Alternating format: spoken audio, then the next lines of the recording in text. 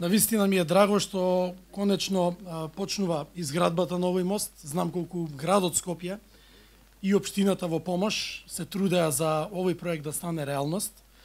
Со овој проект навистина обстојуваме на заложбата за дисперзирање на урбанизацијата кон тој дел на општината и кон тој дел на градот и сметам дека овој капитален проект заедно со клучката која што моментално ја прави градот кај Момин поток, навистина ќе овозможат ширење на градот Скопје и на општината во тие делови од таа страна на реката Вардар во општина Карпош.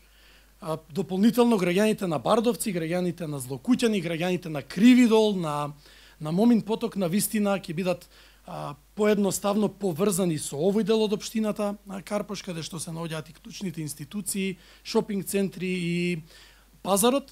А овие граѓани од оваа страна на Карпош поедноставно ќе можат да комуницираат со таа страна на општината и на градот. Впрочем, знаете дека секогаш градењето на мостови значи и градење на мостови помеѓу луѓето, лични кои што ги изближуваат луѓето да бидат поблиски и поедноставно да функционираат во нивните животи.